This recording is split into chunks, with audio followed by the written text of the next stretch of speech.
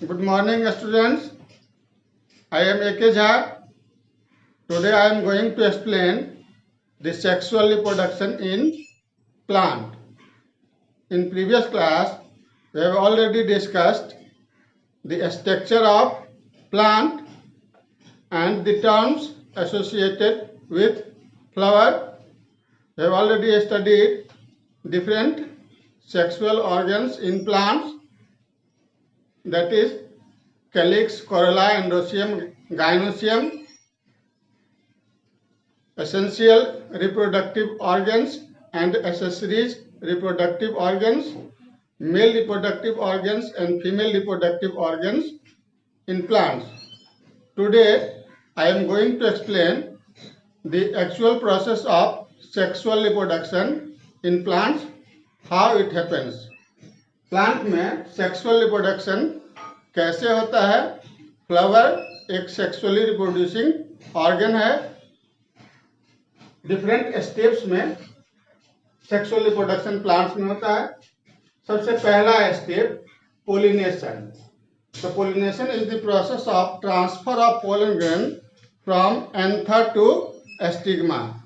Anther से stigma तक pollen grain के ट्रांसफर को पोलिनेशन कहते हैं.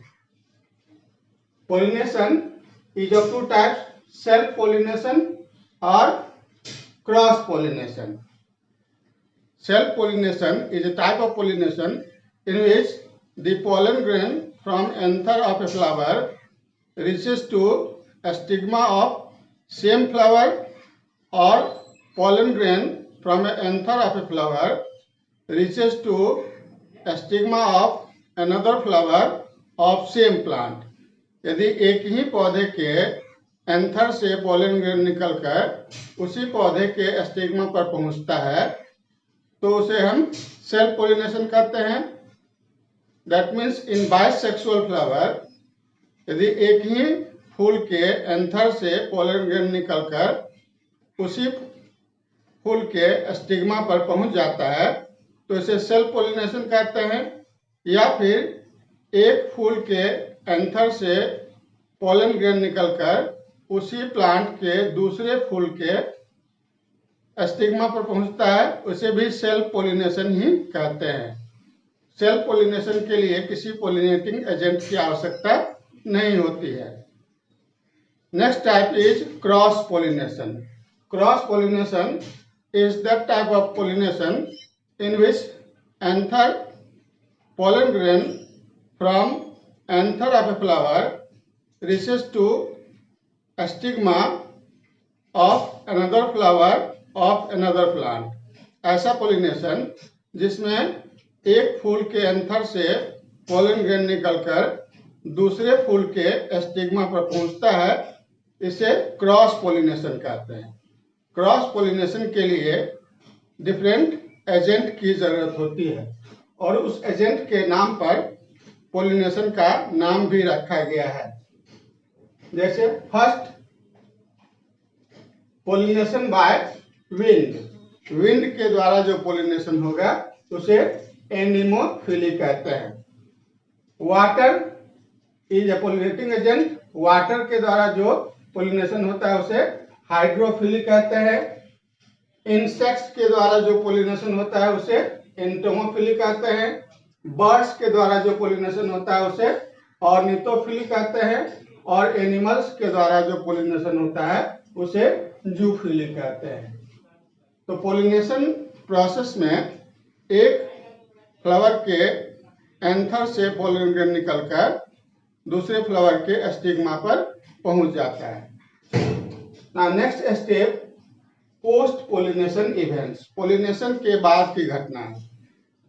पोलिनेशन के बाद की घटना क्या है? Double fertilisation.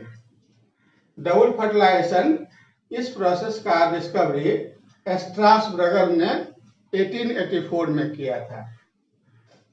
Process of double fertilization was discovered by S.G. Nawaschin 1897.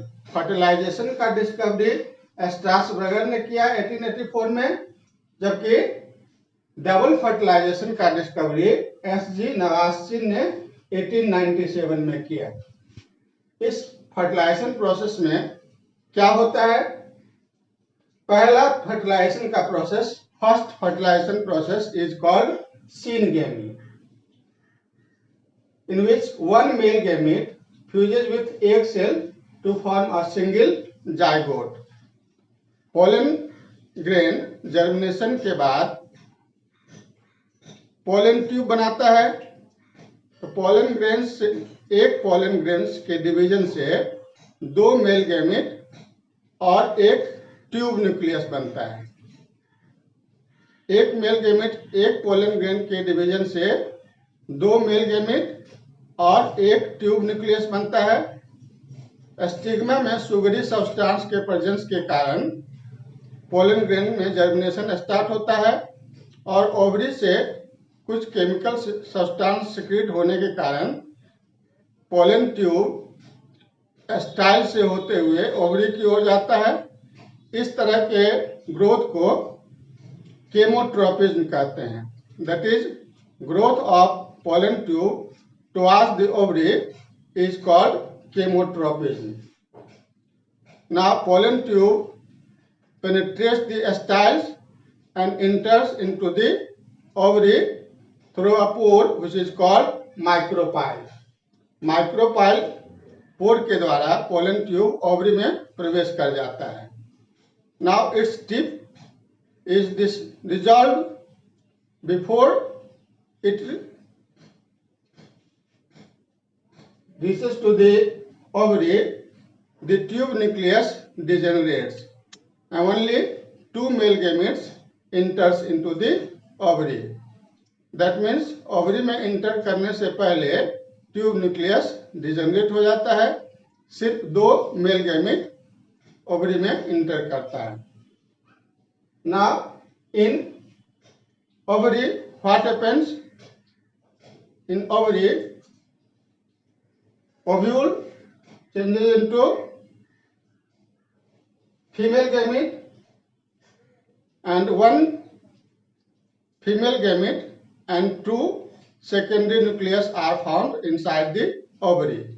From each ovule one female gamete, that is egg cell, and two secondary nucleus is formed. तो प्रत्येक ओव्यूल से एक एग सेल यानी कि फीमेल गैमेट और दो secondary nucleus बनता है। तो सबसे पहला फर्टिलाइजेशन को सीनगेमी कहते हैं। इसमें एक मेल गैमेट जो हैप्लॉइड है, जिसमें क्रोमोसोम की संख्या आधी होती है, एक एग सेल को फर्टिलाइज करता है। एक सेल भी हैप्लॉइड है जिसमें क्रोमोसोम की संख्या आधी होती है, और दोनों के फर्टिलाइजेशन से एक diploid, that means 2n zygote बन जाता है। तो पहला फर्टिलाइजेशन सीनगेमी है, जिसमें एक मेल गैमेट एक सेल को फर्टिलाइज करता है और एक जाइगोट बनता है। Now next fertilization, second fertilization. Second fertilization is also called triple fusion, because in this fertilization one male gamete, that is haploid male gamete, fuses with two secondary nucleus. Both are haploid to form endosperm nucleus, which is triploid, that is 3n. 1n plus n 2n, that is 3n. तो एक male gamete दो secondary nucleus को fertilize करता है, तीनों मिलकर एक endosperm nucleus बनाता है जो ट्रिप्लॉइड होता है। ट्रिप्लॉइड होने के कारण ही इस फर्टिलाइजेशन को ट्रिपल फ्यूजन कहते हैं। और फर्टिलाइजेशन क्योंकि दो बार होता है, इसलिए इस फर्टिलाइजेशन प्रोसेस को डबल फर्टिलाइजेशन कहते हैं। Second process is post fertilization event, that is double fertilization. Now next is embryonic development. Double fertilization के बाद क्या होता है? जाइगोट में माइटोसिस सेल डिवीजन होता है और जाइगोट डिवाइड करके एम्ब्रियो में बदल जाते हैं। Embryo is the baby plant inside the seed and endosperm nucleus, यहाँ जो ट्रिप्लॉइड एंडोस्पर्म न्यूक्लियस बनाता है उसमें डिवीजन के कारण माइटोसिस डिवीजन होता है, जिससे इंडोस्पर्म बनते हैं, दैट इज कोटिलीडन बनते हैं, और कोटिलीडन में फूड स्टोर रहता है। तो एम्ब्रायोनिक डेवलपमेंट में जायगोट से एम्ब्रियो बन जाता है और इंडोस्पर्म न्यूक्लियस से इंडोस्पर्म दैट इज कोटिलीडन बन जाते हैं। तो एम्ब्रायोनिक डेवलपमेंट के बाद ओव्यूल सीड में बदल जाता है और ओवरी फ्रूट में बदल जाते हैं।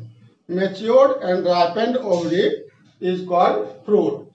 All other parts of the flower degenerated and only ovule remains. Ovary changes into fruits and ovule changes into seed. Seed बन जाता है। Now seed goes in dormancy condition.